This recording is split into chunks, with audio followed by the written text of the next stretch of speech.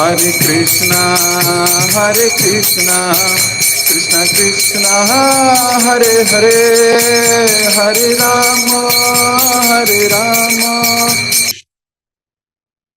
जय जय श्री चैतन्य जय हो नित्यानंदा, जय अद्वैत चंद्र जय गौर भक्त वृंदा। जय जय श्री चैतन्य जय हो नित्यानंदा, जय अद्वैत चंद्र जय गौर भक्त वृंदा। जय जय श्री चैतन्य जय हो नित्यानंदा, जय अद्वैत चंद्र जय गौर भक्त वृंदा। हरे कृष्ण। आप सभी भक्तों का स्वागत, सभी को मेरा सादर प्रणाम। चैतन्य भागवत अंतखंड चल रहा है। कल हम पढ़ रहे थे किस प्रकार अद्वैताचार्य का उत्साह है, और केवल उत्साह ही नहीं है, आसपास के भक्तों का भी उत्साह है। एंथुजियाज्म केवल इनमें नहीं है, उत्साह सब में है, सब में ट्रांसफर हो गया है। महाप्रभु उनके इस भाव को देख के बड़े प्रसन्न है, बहुत प्रसन्न है। और महाप्रभु ने उनकी वास्तविक स्थिति बता दी है। महाप्रभु ने कहा है ये कोई मानव नहीं है जिसको आप लोग सब मानव समझ रहे हो और आपको लग रहा है मनुष्य लीला कर रहा है, ऐसा भी नहीं है। ये स्वयं शिव जी हैं। और जब महाप्रभु ने ऐसा कहा तो इस पे बहुत डिटेल डिस्कशन हुआ। वृंदावन दास ठाकुर लिख रहे हैं कि सब लोगों ने सहर्ष महाप्रभु के कथनों को स्वीकार कर। तो श्रद्धा है, श्रद्धा है तो जिसके प्रति श्रद्धा है उसके हर कथन को स्वीकार करने की पाचक शक्ति होगी। जिसके प्रति श्रद्धा नहीं है उसकी बातों को तर्क वितर्क करते हैं। ऐसा नहीं बोलना चाहिए प्रभु जी को, इसके साथ ऐसा होना चाहिए, माता जी को इनको ऐसा होना चाहिए। लेकिन जब श्रद्धा होती है तो ये सब चीजें नहीं होती, फिर तो स्वीकार किया जाता है एकदम एब्सॉर्ब। और ऐसा कह रहे थे कि जिन लोगों को श्रद्धा नहीं है उनका क्या होगा, मतलब जो डाउट करेंगे या जो कहेंगे कि नहीं ऐसा नहीं होना था, उनका क्या होगा, वो भी लिख रहे थे। भविष्य में उन्हें रौद्र रूप का सामना करना पड़ेगा, करना ही पड़ेगा। अच्छा, मतलब ऐसा भी नहीं कि उसके पास ऑप्शन है। देखो, भक्ति आपको इतना पवित्र करके मानेगी, अगर आपने भक्ति को स्वीकार किया है तो भक्ति आपको इतना शुद्ध करके मानेगी कि आपकी श्रद्धा 100% हो जाएगी। श्रद्धा या तो 100 है या 0 है, बीच में नहीं होती। बीच में का मतलब होता है कि जब तक मेरे मन की बात है तब तक है, जब तक मेरे मन की नहीं है तब तक नहीं है। तो श्रद्धा या तो होगी या नहीं होगी, क्लियर है। एक भी एक्टिविटी ऐसी है उल्टी पुल्टी तो बोलोगे श्रद्धा नहीं है।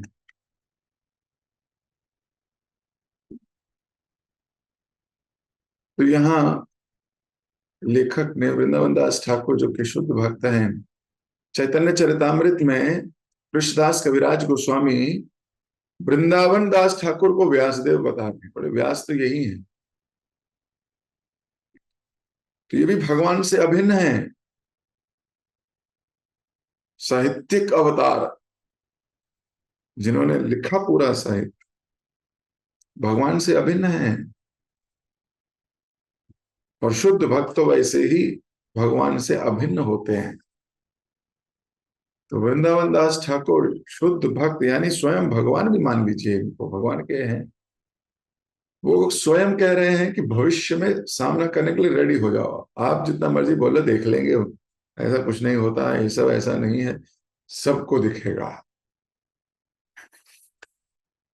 भूल जाइए, ऐसा नहीं होगा, ऐसा होगा। तो कल इस पर डिस्कशन हुआ था कि पुण्यवान लोग इसको सहर्ष स्वीकार कर लेंगे। तो जिस पर श्रद्धा है उसके कथनों को स्वीकार करने की पाचक शक्ति पुण्यवान लोगों में ही हो सकती है। अब हम यहां से आगे पढ़ते हैं मिलके।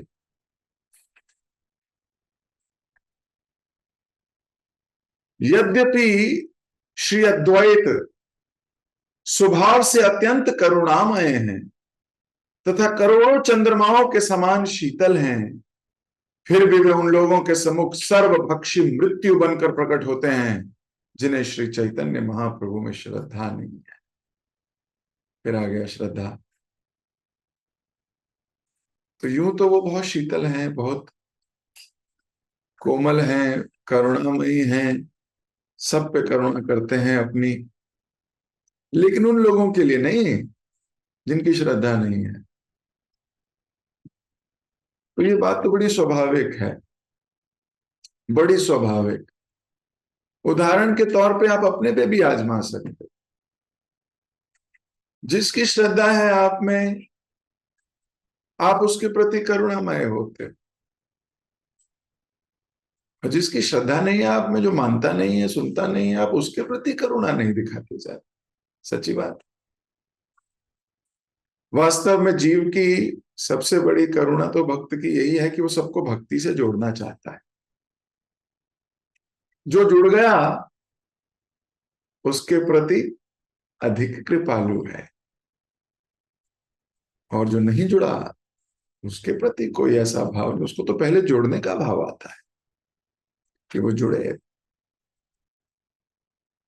तो वास्तव में भक्त बड़े करुणामय होते हैं। हर भक्त का ये क्वालिटी है, ही इज कंपैशनेट। लेकिन उसको ये लगता है कि उसमें कोई कंपैशन। अद्वैत आचार्य बहुत करुणामय है। आप देखिए पूरे नवद्वीप को भक्त बनाया है, इन्होंने ही बनाया है। यही है सरगना, यही है प्रमुख, यही है कांग्रीगेशन लीडर नवद्वीप के। अत्यंत करुणा से भरे हुए। लेकिन जिसकी श्रद्धा नहीं है उसके प्रति मृत्यु बनकर प्रकट होते हैं, उसके प्रति क्रोध आवेश में रहते हैं। तो शास्त्र बहुत कुछ सिखाते हैं हम, तो इसलिए अच्छा है कि हम श्रद्धा बना के रखें। श्रीमद् भागवतम में स्पष्ट कहा गया है कि यदि कोई शिव जी की वास्तविक स्थिति को जाने बिना भी उनके नाम का उच्चारण करता है तो वह तत्क्षण अपने समस्त पापों से मुक्त हो जाता है। यदि कोई दुष्ट पापी शिव जी के नामों की अवहेलना करता है या उनका नाम सुनकर अप्रसन्न होता है तो निश्चित ही उसे अंधे सागर में फेंक दिया जाएगा। अब शिव जी जैसे भक्त की अगर कोई अवहेलना करे तो और क्या होगा उसका, यही होगा उसका। श्री कृष्ण की पूजा और शिव जी का तिरस्कार, ये दोनों बातें एक साथ संभव नहीं है।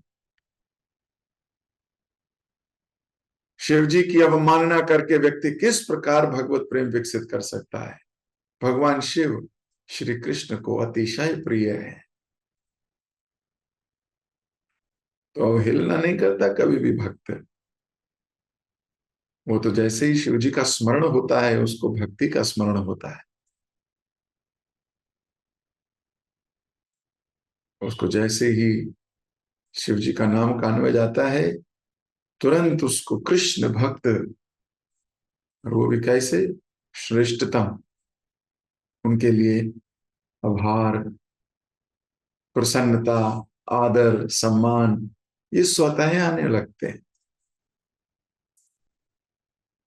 महाप्रभु ने घर का दौरा करते हुए विस्तार पूर्वक की गई सारी व्यवस्था को ध्यान पूर्वक देखा। महाप्रभु देखने इस कमरे में क्या है, उसमें क्या है, इसमें क्या है, और फिर अद्वैत आचार्य का गुणगान करने लगे। जब महाप्रभु कीर्तन स्थल पर पहुंचे, उनकी उपस्थिति से भक्तों का उत्साह कई गुना बढ़ गया। भक्तगण गाते तथा तालियां बजाते हुए प्रत्येक दिशा में नृत्य कर रहे थे। उनके मुखमंडल अत्यंत तेजस्वी दिख रहे थे और उनके शरीर चंदन के लेप एवं पुष्प मालाओं से सजे थे। नित्यानंद प्रभु की देह किसी मल्ल के समान सुदृढ़ थी एवं उनका रूप प्रभावशाली। एक छोटे बालक के समान नृत्य करते हुए उनके मुख पर सहज हंसी छाई थी। नृत्य में पूरी तरह मग्न द्वैताचार्य को समय का कोई भान नहीं था। अंततः सबको प्रोत्साहित करके महाप्रभु ने भी नृत्य आरंभ कर दिया।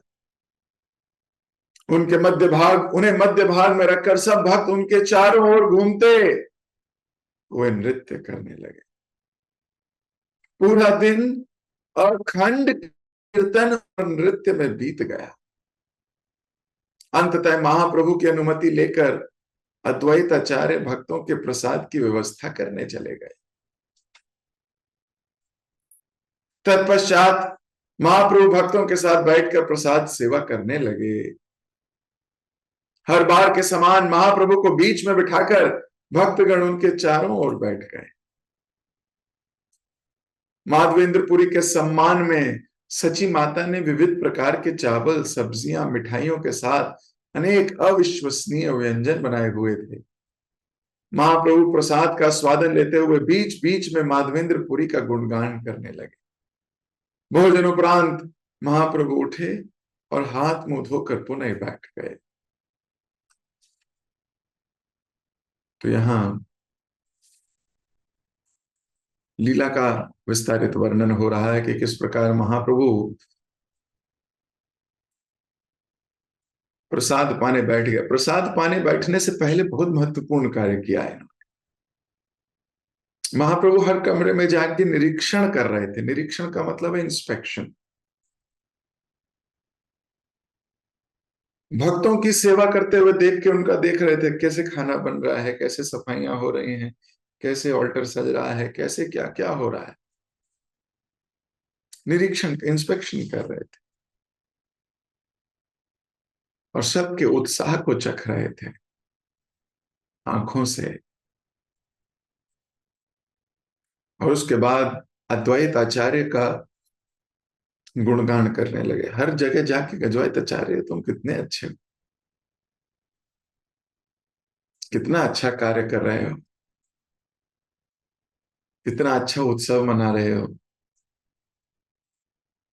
इतने सारे लोग जुटे हैं, इतने सारे लोग आए हैं, बहुत अच्छा कार्य कर रहे हैं। अद्वैत आचार्य के गुणों का गान कर रहे हैं। यूं तो इस संसार में सब अपना ही उत्सव मनाते हैं, सच्ची बात है।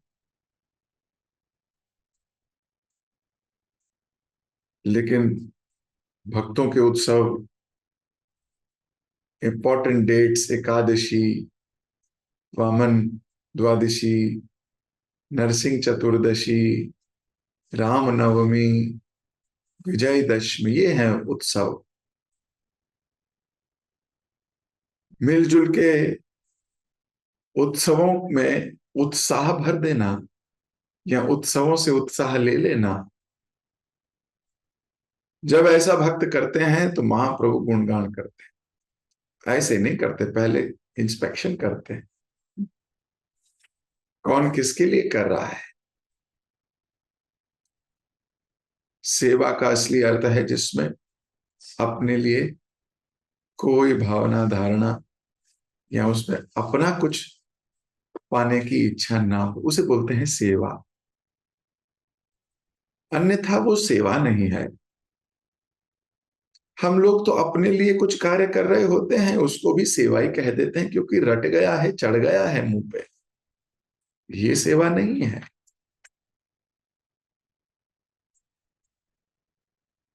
अगर आप घर में भगवान का भोग बना रहे हो, अब वो कहने को भगवान का भोग है, मन हमारा ही उसमें लगा है, तो फिर वो सेवा कैसी हुई।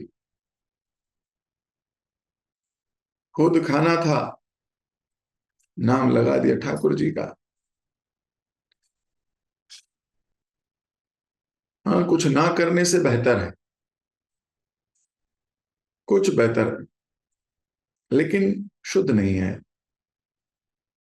अभी उसे सेवा की श्रेणी में नहीं डाला जा सकता, शुद्ध सेवा नहीं है।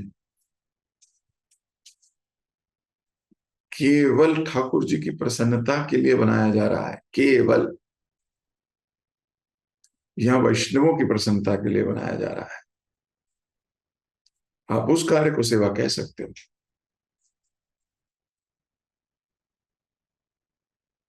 मान लीजिए किसी उच्च भक्त के लिए, कोई सन्यासी के लिए, किसी सीनियर डिवोटी के लिए आप प्रसाद बना रहे हो, उसमें आपका पूरा ध्यान है उनको क्या अच्छा लगता है, वो क्या पाते हैं, वो क्या करते हैं, है ना, फिर ये तो सेवा में आ गया। और वहीं अपने ही लिए बनाए जा रहे हैं तो क्या कहा जाएगा, वो अपने लिए बना रहे हो, फिर उसको सेवा नहीं कहा जाता। लेकिन हाँ, हम भोग लगा रहे हैं तो पाप नहीं खा रहे हैं, एटलीस्ट ये टिक हो गया कॉलम, इट इज नॉट पाप।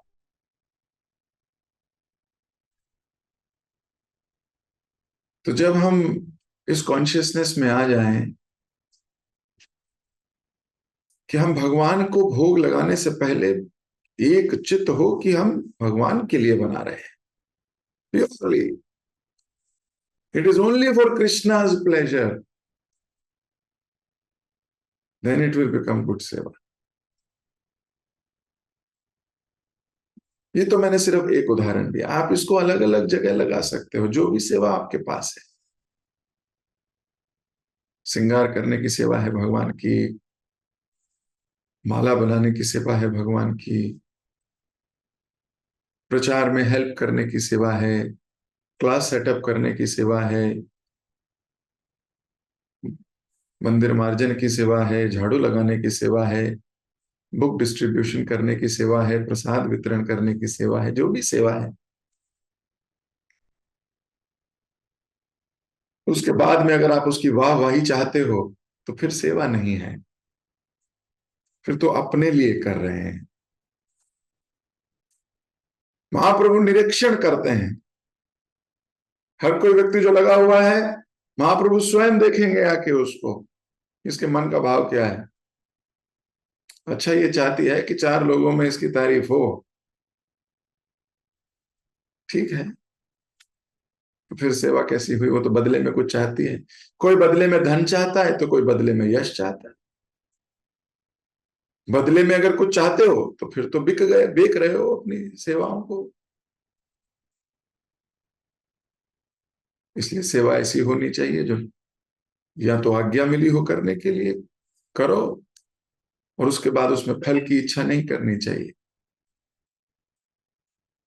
लेकिन ना करने से आसक्त भी नहीं होना चाहिए कि इसमें वाहवाही तो होगी नहीं, तो फिर क्यों ही करूं, फिर क्यों ही करूं मैं, जब कोई क्रेडिट तो मिलना नहीं मेरे को, क्रेडिट मिल नहीं रहा तो फिर करने का क्या भाव है, तो फिर तो क्रेडिट के लिए कर रहे थे। इसलिए भक्त को अननोटिस सेवा करनी चाहिए, नमक की तरह सेवा करनी चाहिए। तो ये हायर कॉन्शियसनेस में जब पहुंचता है व्यक्ति तो ये सब भाव अर्जित कर लेता है, मैच्योर डिवोटी हो जाता है वो। फिर उसको इन सब चीजों से फर्क नहीं पड़ता, क्रेडिट किसी और को मिल जाए, क्रेडिट मिल रहा है नहीं, उसको अपनी सेवा से मतलब है। फिर उसको इन सब चीजों, वो मैच्योर हो गया है, वो आगे बढ़ गया है। लेकिन शुरुआती दिनों में बुरा लगता है, क्रेडिट किसी और को मिल जाए, तो हम अभी शुरुआती भक्त हैं फिर। लेकिन धीरे धीरे जब मैच्योर हो जाएंगे फिर कोई फर्क नहीं पड़ता, फिर तो स्थित प्रज्ञा है।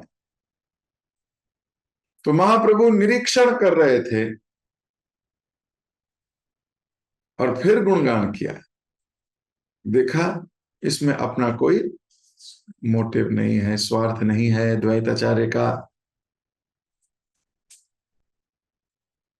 उसके बाद प्रसाद पाने बैठ गए। टिकट्स देखिए, महाप्रभु को बिठाया और फिर सब लोग आसपास बैठ गए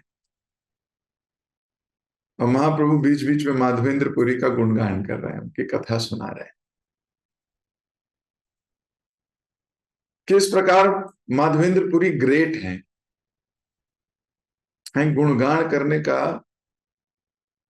जो तरीका है, उनकी महानता बताता है ना, कि किस क्या कारणवश आज ये उत्सव का आयोजन हुआ है, क्या महत्व है, क्या गुण है माधवेंद्रपुरी के, उन गुणों की चर्चा कर रहे हैं और साथ साथ में सची माता द्वारा बनाया गए व्यंजन चख रहे हैं सब।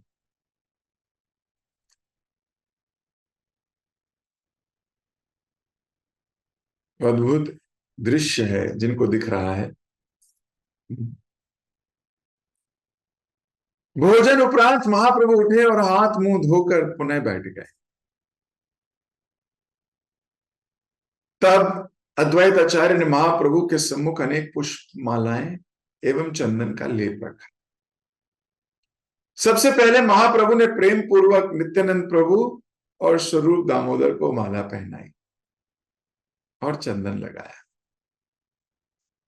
तत्पश्चात उन्होंने अपने हाथों से एक एक करके सब भक्तों को माला पहनाई और चंदन लगाया। महाप्रभु के हाथों से ये वस्तुएं प्राप्त करके सब भक्त अत्यंत प्रसन्न थे।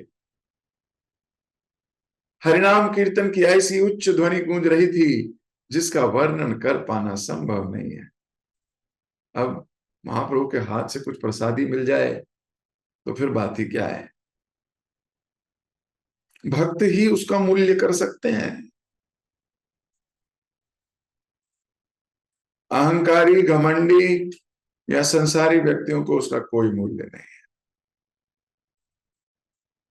महाप्रभु के हाथ से कुछ मिला है, भले थोड़ा सा प्रसाद मिला हो, यहां तो माला मिली है, लेकिन उसको खूब आदर करना चाहिए, उसको सम्मान करना चाहिए। मेरी बहुत बड़ी कृपा है मेरे ऊपर कि मुझ जैसे मूर्ख व्यक्ति को इतने शुद्ध वैष्णव के हाथ से कुछ मिल रहा है। ये किसका उपकार है मेरे ऊपर, ऐसा विचार लाना चाहिए।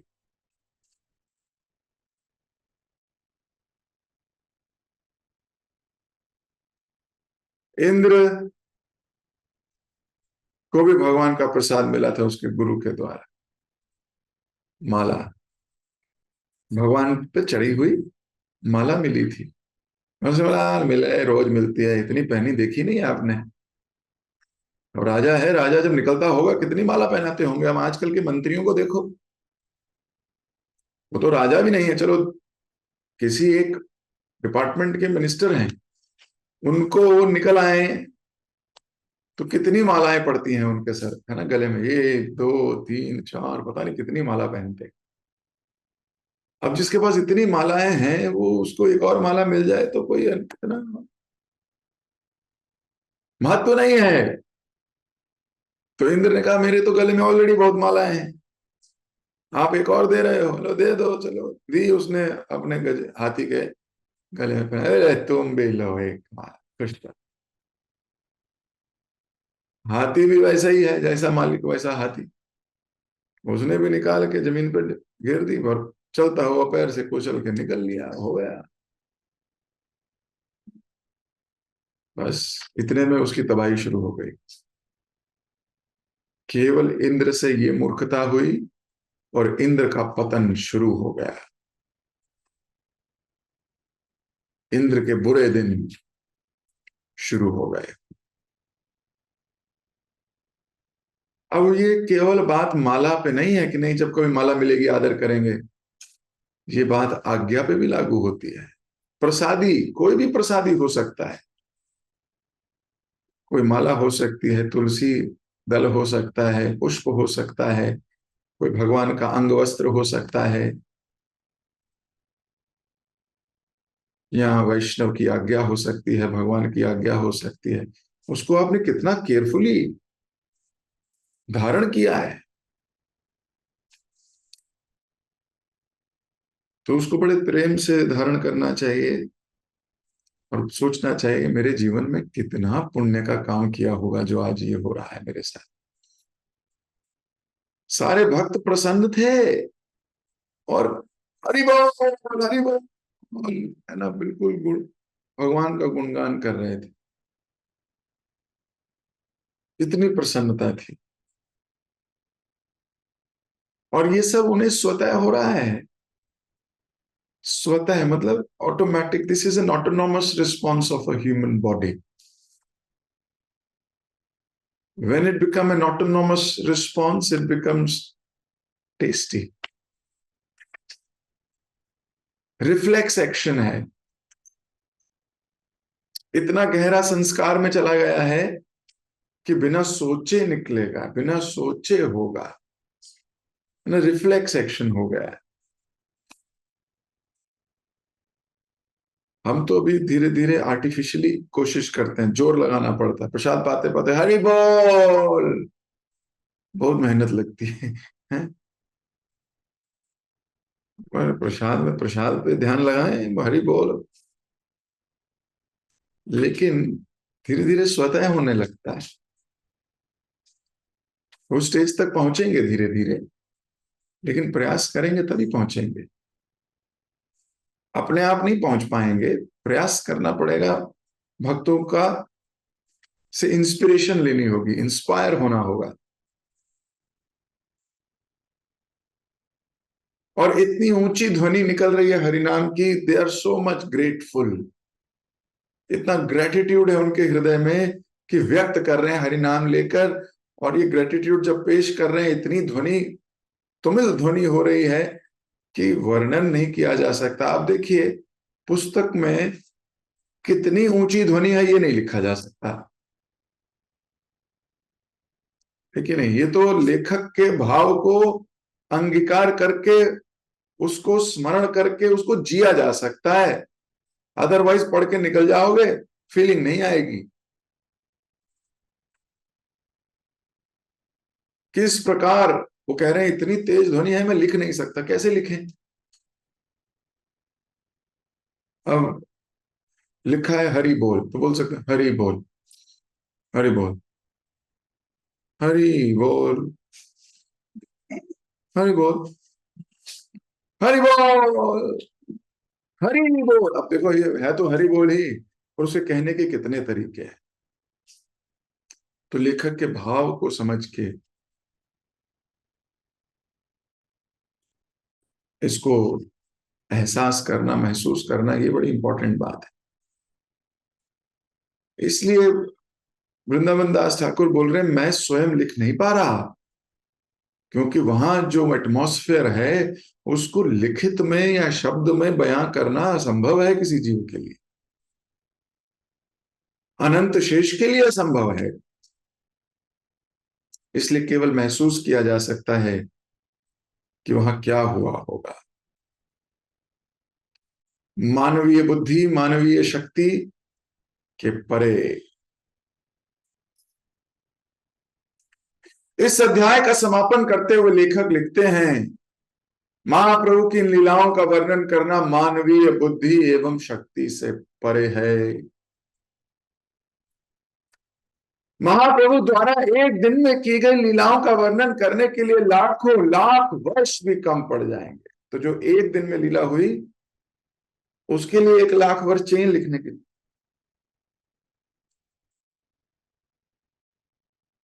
आकाश में उड़ता पक्षी कभी आकाश की सीमा तक नहीं पहुंच सकता।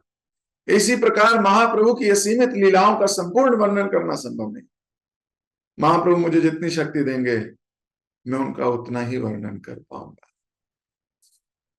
कठपुतली कठपुतलिकार द्वारा नियंत्रित रहती है। महाप्रभु मुझसे जो लिखवाना चाहते हैं, मैं केवल वही लिखता हूं। न जाने कैसे मैं उनकी महिमाओं को लिख पा रहा हूं। मैं सब वैष्णवों के चरणों पर प्रार्थना करता हूं कि वे इस लेखन में हुए मेरे अपराधों को क्षमा करें। इन कथाओं को सुनने वाला व्यक्ति निश्चित भगवान श्री कृष्ण की प्रेम भक्ति प्राप्त करेगा। श्री चैतन्य महाप्रभु और श्री नित्यानंद प्रभु मेरे प्राण धन हैं, धन प्राण है ये गीत, मैं उनके चरण कमलों पर समर्पित करता हूं। तो यहाँ यह अध्याय समाप्त होता है। वृंदावन दास ठाकुर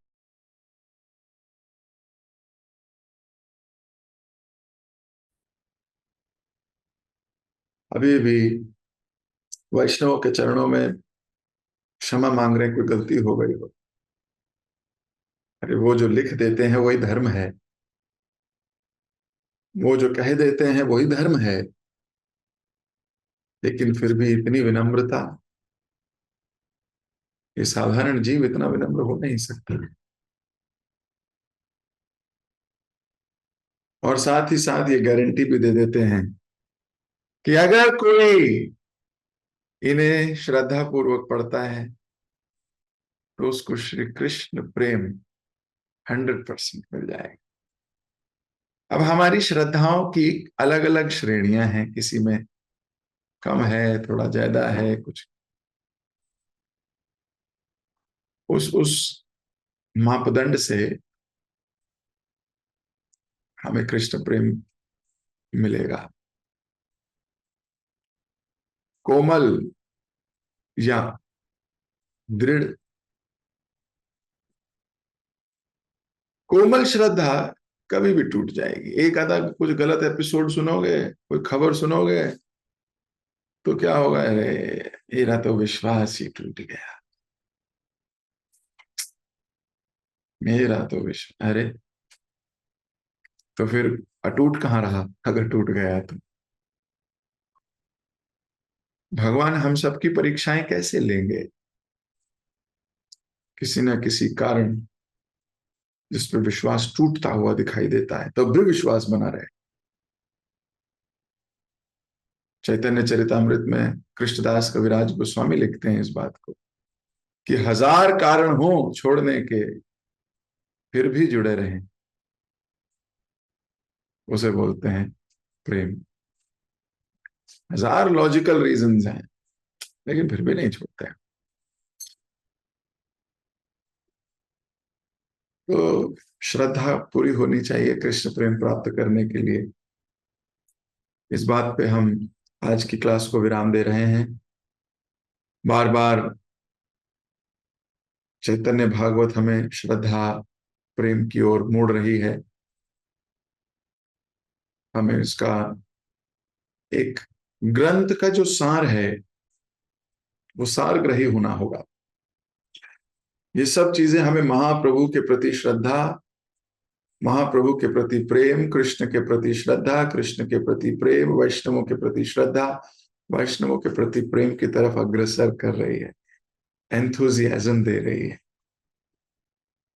और एंड रिजल्ट भी बता रही है कि अगर करोगे तो ये हो जाएगा, गारंटी है। तो इसी श्रद्धा भाव को स्वीकार करते हुए, अंगीकार करते हुए प्रार्थना करते हैं समस्त वैष्णवों के चरण कमलों में, पूरी गुरु परंपरा के चरण कमलों में, कि ये श्रद्धा इस संसार में आए हुए किसी भी खबर, किसी भी ऐसी एक्टिविटी जो हमारी श्रद्धा तोड़ती हो, उसके प्रति हमें अनासक्त कर दे। हम हर वक्त कृष्ण को ना भूलें, प्रेरणा लेते रहें भक्तों से, इंस्पिरेशन लेते रहें भक्तों से, अपने जीवन को सुदृढ़ बनाएं, कृष्ण भक्ति से दृढ़ करें। माया की इन चालाकियों, इन चालों में हम ना फंसें, और पतली गली से भगवत धाम निकलना है, इस बात को कभी ना भूलें। हाहाकार मची है संसार में, मचने दो। हमें अपनी एक्टिविटी, अपने रास्ता भगवान के चरणों तक पहुंचना है, इसको हम कभी ना भूलें। इन्हीं प्रार्थनाओं के साथ आज की क्लास को विराम देते हैं। हरे कृष्ण कृष्ण कृष्ण हरे हरे, हरे राम राम राम हरे हरे। जगत गुरु श्रील प्रभुपाद के जय, श्री वृंदावन दास ठाकुर के जय, आप सभी भक्तों की जय। हरे कृष्ण। किसी भक्त का कोई प्रश्न या कोई टीका? कोई जिज्ञासा, कोई डिशुम डिशुम?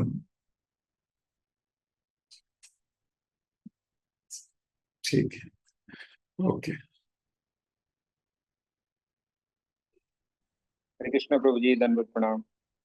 थैंक यू सो मच प्रभु जी, बहुत ही सुंदर क्लास के लिए। आज की क्लास में आपने हमें ये बताया कि भक्त बड़ा करुणामय होते हैं, पर उनको नहीं लगता है कि उनके पास करुणा है, और वो करुणा उन पे भी करते हैं जिनका श्रद्धा हो। यानी श्रद्धा बहुत इंपॉर्टेंट है। तो हमें प्रयास करना है कि श्रद्धा हमारे अंदर हमें डेवलप करना चाहिए। और आपने हमें ये बताया कि भक्त जो भक्ति वर्धक दिन होते हैं उस समय उसमें उत्साह उत्सव बनाते हैं और बढ़े चढ़कर सेवा भी करते हैं। सेवा यानी जिनके लिए सेवा कर रहे हैं एक चित होकर उनकी प्रसन्नता के लिए सेवा करते हैं। सेवा के पीछे अपना कोई इंद्रिय तृप्ति नहीं होना चाहिए या कोई वाहवाही पाने की इच्छा भी नहीं होता है। इनको मैच्योर डिवोटी भी कहा गया है। ये आपने इसको अद्वैत आचार्य की जो कथा है उसकी माध्यम से हमें समझाया। और आपने हमें ये बताया कि जब हमें सीनियर से या गुरु से कुछ मिले तो उसको हमें प्रसाद के रूप में स्वीकार करना चाहिए। यही कृपा भी है। यहाँ पे जैसे महाप्रभु सब भक्त को माला पहना रहे हैं, चंदन लगा रहे हैं, तो सबको सब लोग यहाँ पे प्रसाद के रूप में उसको स्वीकार कर रहे हैं। खाली वस्तु नहीं, इसमें आपने ये बताया कि आज्ञा भी जो हमारे लिए आते हैं वो भी हमें प्रसाद के रूप में स्वीकार करना है। और आपने ये बताया कि हमारे श्रद्धा के हिसाब से हमें कृष्ण प्रेम प्राप्त होता है। तो अगर कोमल श्रद्धा होगा हो सकता है हमें कम मिलेगा, तो हमारी श्रद्धा हमें बढ़ाना चाहिए, दृढ़ करना चाहिए, तब हम कृष्ण प्रेम ज्यादा से ज्यादा मिलेगा। थैंक यू सो मच प्रभु जी। सभी भक्तों को भी धन्यवाद इतने प्रेम से श्रवण करने के लिए। हम प्रभु जी का धन्यवाद करेंगे एक बार। हरे कृष्ण कृष्ण कृष्ण हरे हरे, हरे राम राम राम। थैंक यू ठीक। सो मच प्रभु जी।